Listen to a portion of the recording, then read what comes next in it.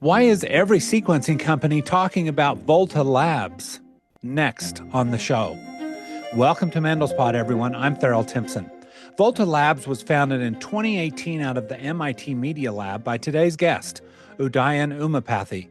He's a mechanical engineer by training who became obsessed with the idea that biology shouldn't have to depend on fragile hand-built automation, much like early computers before the transistor. Volta emerged from that idea, a company reinventing sample prep using digital fluidics and a new architecture that blends electric, magnetic, acoustic, and thermal manipulation of droplets. Their platform, Callisto, is built to handle any chemistry, any sequencer, and to minimize hands-on time to the point of true walk-away automation. It's an ambitious vision backed by names like John Stolpnagel and George Church, and now it's moved from theory to scale. Udayan, so great to have you back on the program. Welcome. Thanks for having me, Theral. Excited to be here. The last time you were here, Callisto had just entered the world. You'd commercialized, you had those very first apps, and we're beginning, to share this vision of a universal sequencer agnostic platform for sample prep. But now let's fast forward a year. And I have to say, I heard you were the hot company at AMP a couple weeks ago. So there's been a lot of buzz. How would you summarize this first year? Yeah, it's actually been a super exciting year for us. Uh, you know, um, we said we wanted to be the front end of every sequencing technology. We've actually done that.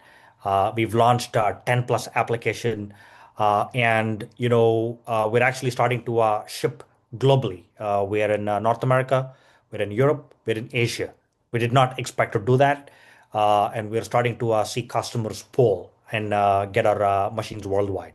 So that's been super exciting. And additionally, this is somewhat of a big surprise for us. The quality improvements and consistency has propelled our growth in the clinical segment. Hmm. We did not expect our customers to adopt our platform in the clinical segment in such early stages of the commercial trajectory of the company. But that's just not because of the consistency and quality. There's also dramatic reduction in cost that we've also given to our customers. What can you share about these recent placements? What are you hearing back? Yeah, I think the when we launched, and then I think when we talked about the platform last time, I think something we said is when customers start using the platform, they're shocked by the walkaway nature. And so what we are hearing from our customers is that we've actually been able to deliver that across applications, across sequencing technologies, across chemistries. So that's pretty exciting. And part of the reason why we're starting to see this sort of excitement and adoption from customers across the world is, many of these labs around the world, also in the United States, don't have the capital and the luxury to be able to train skilled technicians or hire an automation engineer. And so we're able to reduce the cost of ownership dramatically. And when customers buy our system, when we talk about all of these sequencing technologies, they're able to simply buy a kit and run software, and then they get the results without having to learn sample prep. And so that's also been very exciting, and that's something our customers are excited about. And the last thing I'll say is, and the we thought it's an automation platform, and what we've realized, with these customers worldwide, is it goes far beyond being a standard automation platform. We see significant improvements in quality, and that quality shows up across applications. If you take Illumina library prep as an example, we're the most consistent library prep on the platform, and so on and so forth. To just kind of like The summarize that, most I think we consistent library prep for Illumina. that is correct. That is correct. Oh, okay, Uh, that's great. yeah, so we're excited to receive this type of feedback as well. So there is a long list of that type of feedback we are starting to hear and learn from our customers. But going back to your question though, it's the sort of walkaway automation nature across application, simply having the ability to buy a kit and run the workflow, and the quality improvements. These have all been things that our customers see as significant improvements.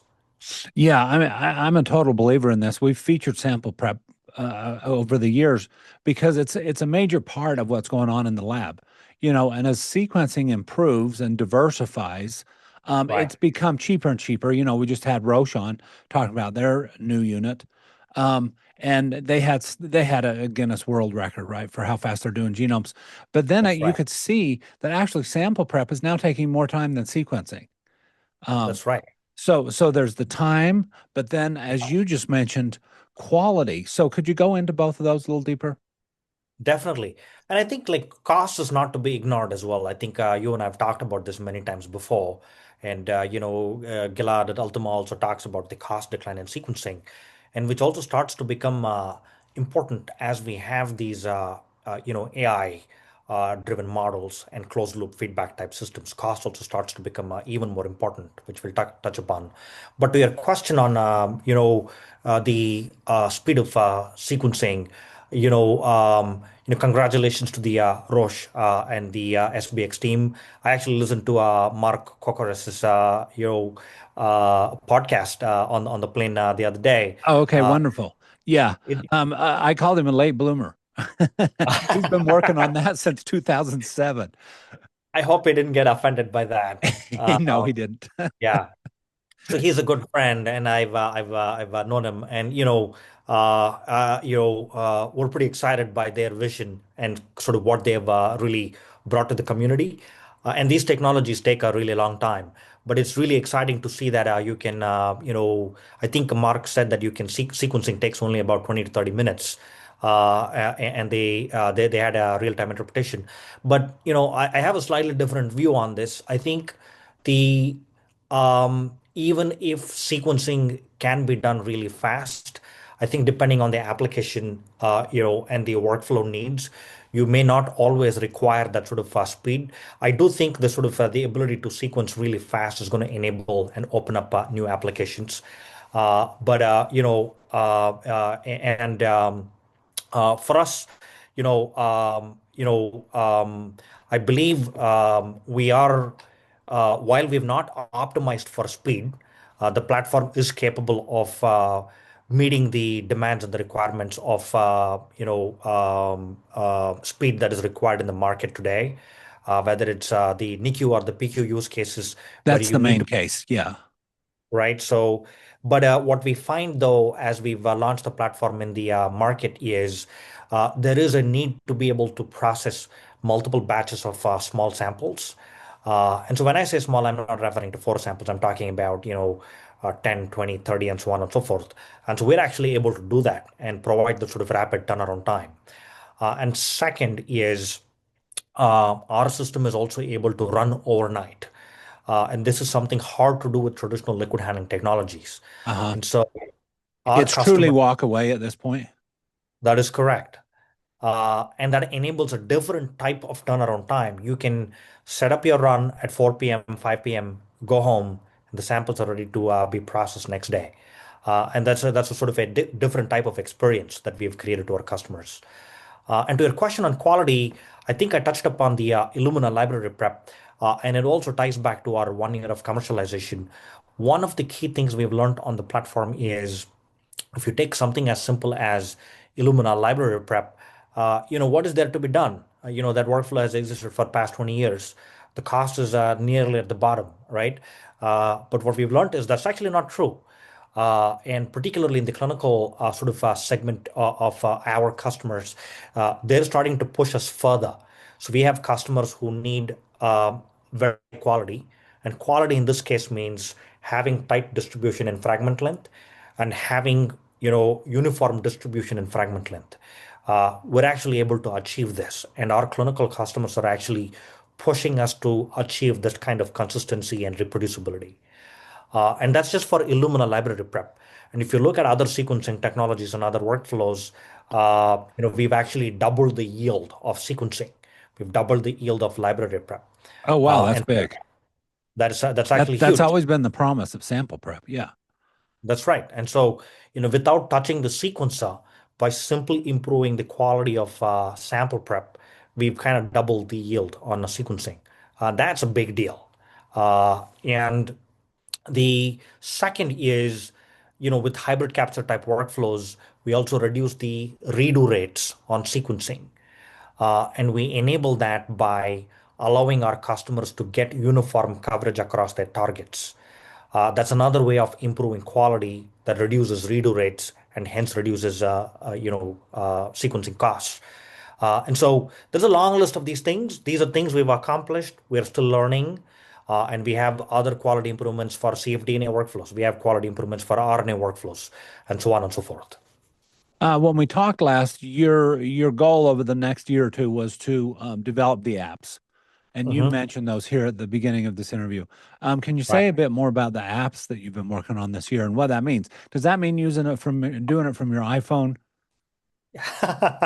Not quite, not quite. But I think um, one day, like we will, I think there are sequencing technologies that can fit in your pocket. I think we still have the vision. While on the one hand, our vision is for biologists to not think about developing workflows. We'd also like to miniaturize sample prep, and so we'll see how far we can push this technology. Oh, Um, okay. Yeah. So the less biologists have to think about those workflows, and the more they can just do biology. right, right. That's right. But what we have accomplished, though, in the past year or 2 years is we've brought this concept of apps. It's not quite running in a pocket-sized device. It's not running on your iPhone. However, what these apps have enabled our customers to do is they don't necessarily have to go through the method development effort and the validation effort. Usually, labs spend anywhere from 6 to 9 months in developing these apps and taking them through validation. Hmm. And this happens for every app, every application at every lab. What we've done is we've cut the time that it takes for a customer to get to production from 9 months to our customers are able to get to production in 3 months. And so Hmm. that's a pretty dramatic reduction in time. And once we have the app or the method, the same learning translates from one customer to another. And this is not being, the same recipe is being replicated. So that's one. The second is remember I told you about the shock moment when customers experience the complete walk away. The other shock moment that our customers have experienced is our systems are up and running on day two or in the first week. They've not had such an experience before. So this is actually enabled by the app-based model. Yeah, you've had some press releases. There was a Dr. Leonard Kester, and he That's right. mentioned his lab had tried other automation systems for months and couldn't Right. get them to work, and Right. yours was up and running in a couple days. That's right. So how do you get that advantage? Why is it easier? Right. Why is it easier? The technology is fundamentally different, which I'll come back to. But the story that you've heard from Leonard is not unique to Leonard. This happens everywhere. This happens in the most mature diagnostics labs in the world, the largest labs with the largest fleet of NovaSeqs. This happens in small labs in Asia and developing countries. And this happens in fairly sophisticated diagnostics labs, with some level of automation. And so the reason for this is the traditional automation technologies. They are very complex and they have many degrees of freedom. And manipulating these machines and getting them to work for each method requires a lot of finagling, requires a lot of programming, and requires a lot of expertise. And you need to do this, for each workflow across weather conditions and humidity and temperature and so on and so forth.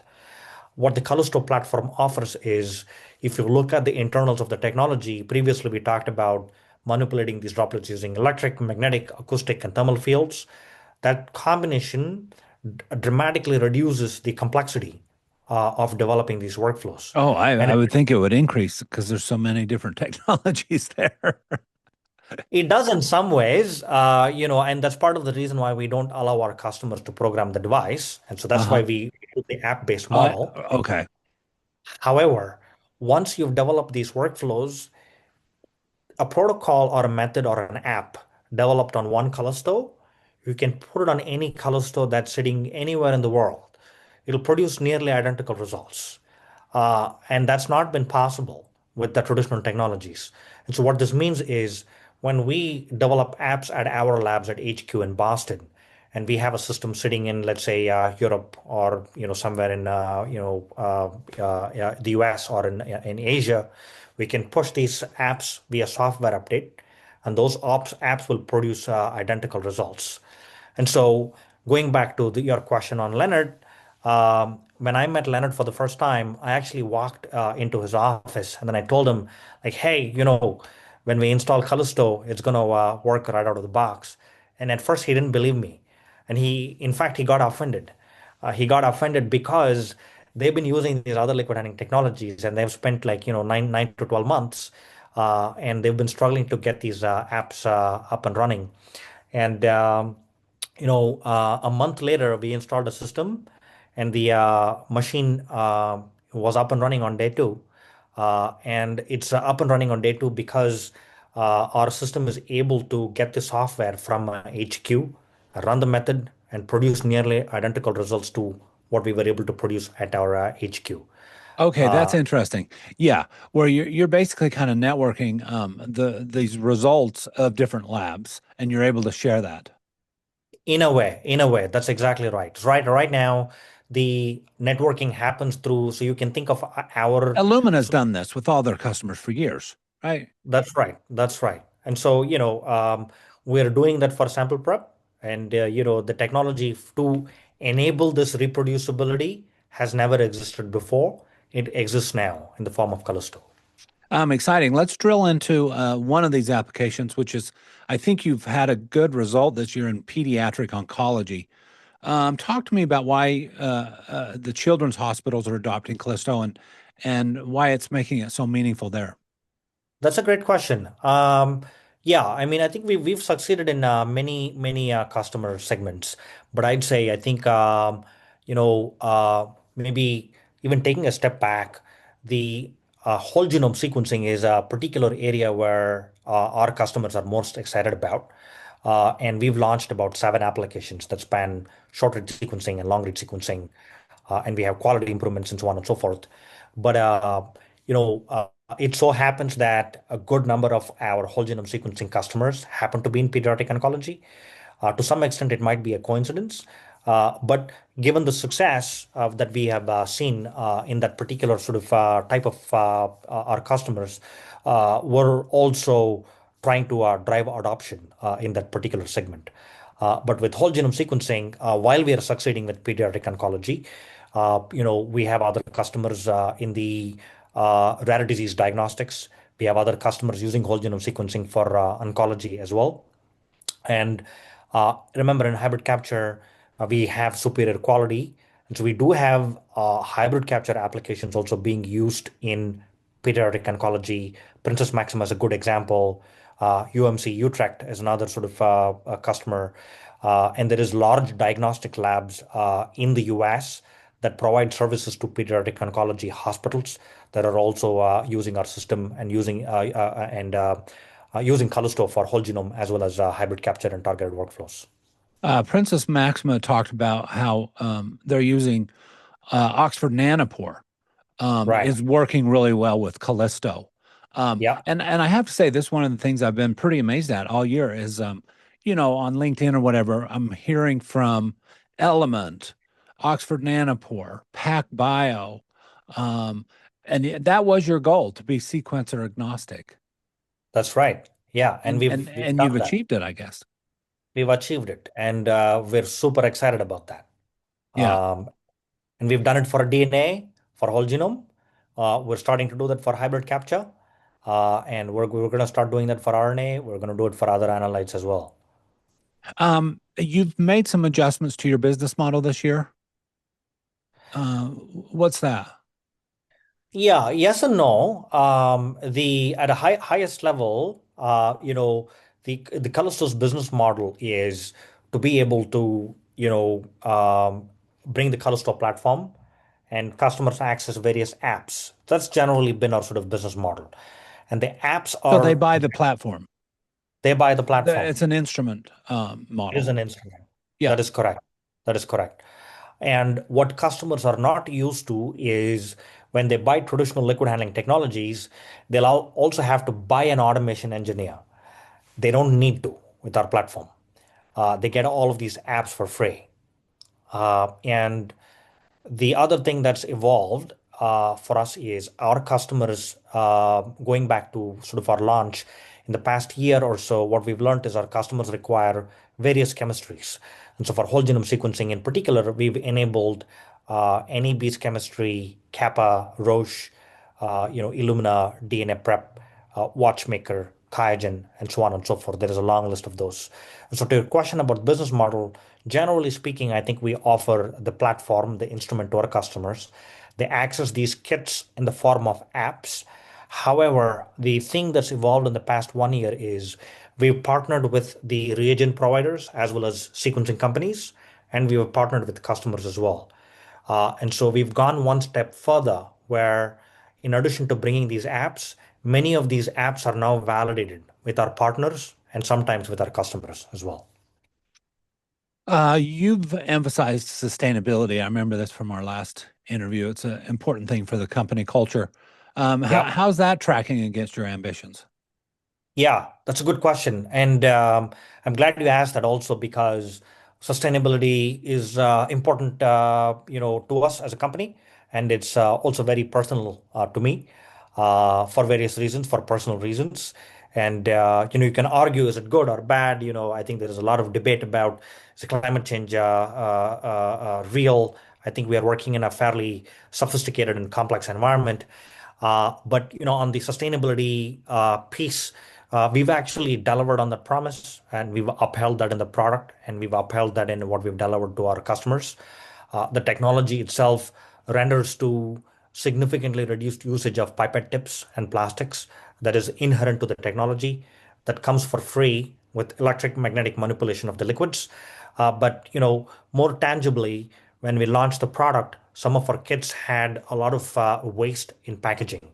We've actually dramatically reduced the waste in the past 1 year by redesigning the package. But however, I think what I wanted to draw your attention to though is I think as we start to increase the scale of sequencing, as we start to increase the scale of omics, I think it's going to happen not just because of the proliferation of sequencing into new use cases in the clinic. I think there is going to be a lot more biology we're going to do to train the new AI models and so on and so forth. Traditional technologies are just not going to scale with plastics and all of the waste. And so I'm pretty excited about where the world is headed with AI.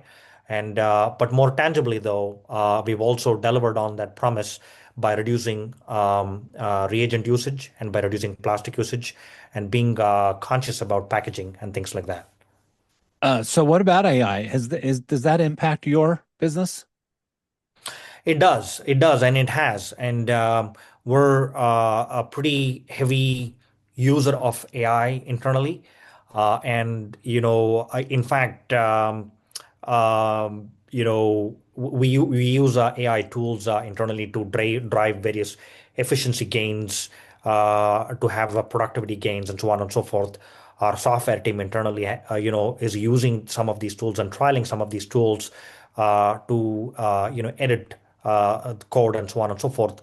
But what I find most interesting and somewhat perplexing also when you look at the life sciences tools industry is I'm waiting for some of these tools companies to see what they're doing with AI. But the a particular initiative that we are taking is use some of these tools on the product.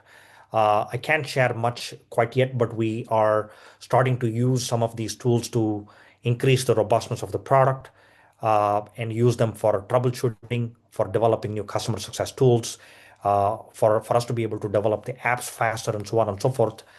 Those are some tangible ways in which we are using AI tools today.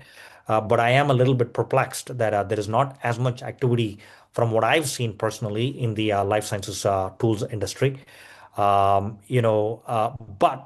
there's many companies in the space looking at protein discovery. A lot of work that's gone into increasing the scale and building foundational models for creating new molecules and so on and so forth, Yes. uh, and for downstream whole genome sequencing analysis.